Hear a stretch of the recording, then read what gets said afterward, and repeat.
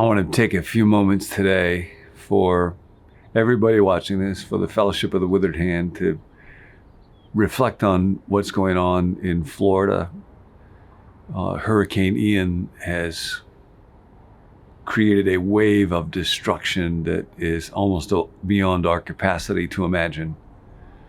And we know that many lives have been lost, and we don't know how many more that will be discovered, and hundreds of folks had to be rescued. The levels of destruction, people who have lost homes, businesses that may not be able to rebuild, are just staggering. And so we want to think and pray for folks who are in Florida. We've gotten texts from folks from Florida, and I just wanted to say, as part of a community, that we are with you, we are praying for you. I know numbers of you will know a variety of ways through Red Cross or others that you can give to try to help what's going on in Florida. And we want to stand with people who are suffering and ask, is there something I can do to help? This is never just an abstract question. This is something where we, especially as followers of Jesus, are to stand together with others who suffer. And I wanted to take a few moments for all of us together as a community to reflect on this, because the question of suffering and where is God in the midst of suffering? Where is God when a hurricane like this happens? Why does God not stop it? Why is it that people have to go through so much pain in this world in which we live? Is an ancient question, and no one can be a thoughtful person without raising it and struggling with it. And so we do that as well, not as an abstract philosophical question, but as people who are a part of a human community that know what it is to suffer. I thought I would mention a book you might have heard of. It's written by David Bentley Hart, who's a very gifted Eastern Orthodox theologian. And he wrote it after the tsunami in Asia in 2004 that killed untold hundreds, thousands of people, and created lots and lots of questions about God and where is God.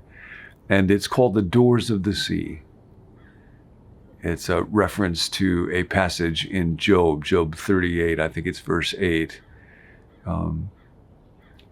Where were you when the sea was placed behind its doors after bursting forth from its womb? And that image that somehow there are doors to the sea, that God is a God of order. And so part of what we see in creation is, when creation works right, a sense of shalom, and water and dry land, sky and earth are separated so that creation can be good. But then why is it that events like this happen?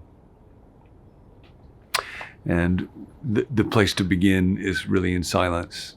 And Hart actually says, he wrote an article in the Wall Street Journal around this particular occasion, reflecting on these questions, when lots of people were raising those questions of where was God? Is it possible to believe in a good God in the midst of human suffering? And he talks about how the place to begin is with silence that simply acknowledges the reality of suffering and acknowledges the reality that we don't have all the answers to this, that there is a great mystery, and that to try to be facile or to pretend like there is a way to explain why it is that people suffer the way that they do can do far more harm than good. And of course, sometimes there are people in the church who not only want to answer, but want to give an answer in a way that can make suffering worse for people or create misunderstandings about God. In particular, Hart talks about the idea that somehow God is the author of bad things, an understanding of who God is or what it is that God does that says really it's just his will when terrible things happen.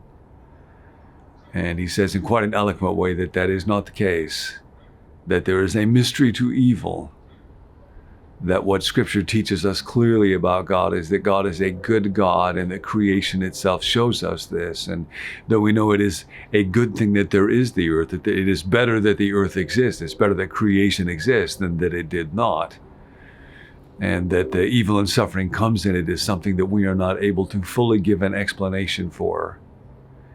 But that when we seek to understand it, where Scripture consistently points us to is that God is a God who cares, and that particularly it points us to the mystery of the cross, and that God himself is a God who chooses to experience suffering, and that we see in the willing, voluntary acceptance of suffering on the cross by Jesus, the heart of God, the love of God in its deepest expression, that God is a God who chooses to enter into human sorrow for some reason.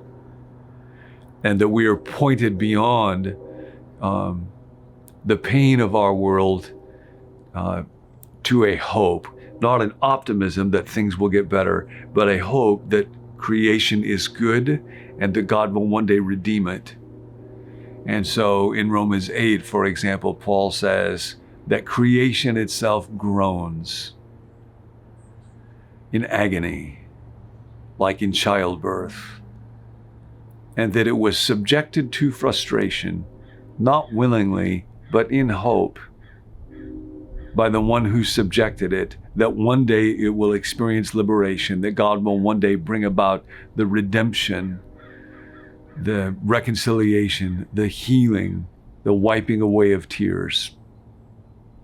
And that really the alternative to understanding this in light of suffering is simply to say there is no meaning. It's just random, chaotic pain that can never be redeemed.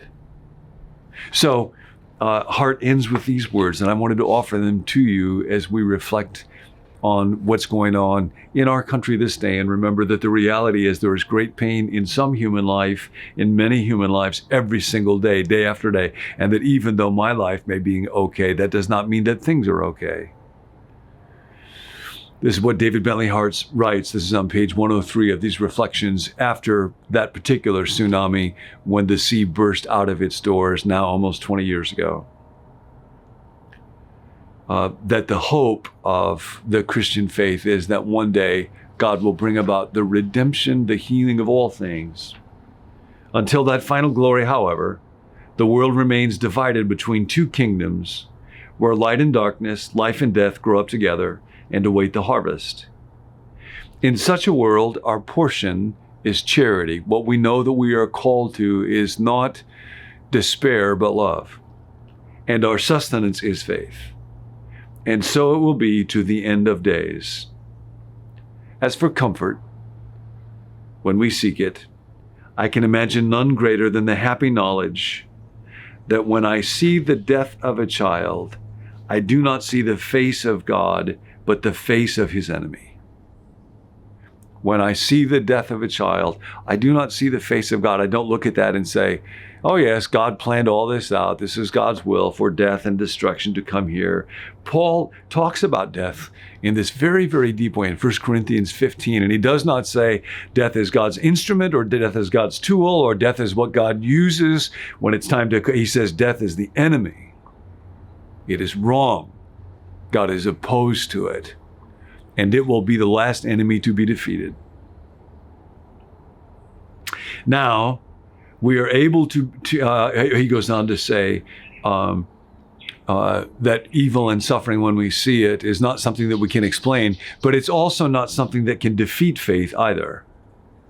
For it is a faith that set us free from optimism long ago and taught us hope instead.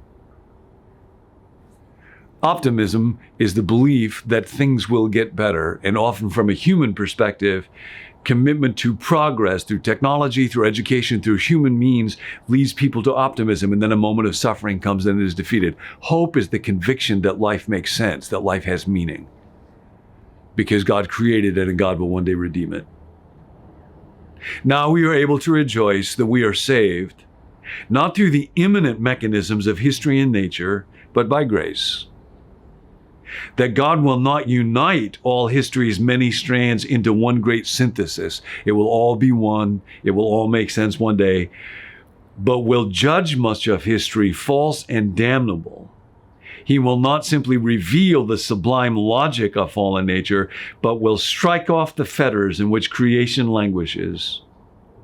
That rather than showing us how the tears of a small girl suffering in the dark were necessary for the building of the kingdom, he will instead raise her up and wipe away all tears from her eyes. And there shall be no more death, nor sorrow, nor crying, nor any more pain, for the former things will have passed away. And he that sits upon the throne will say, Behold, I make all things new. God is in the midst of suffering because God takes suffering on himself supremely in the cross. God is at work in suffering because one day he will redeem it. I love you. I pray with you and for you. See you next time.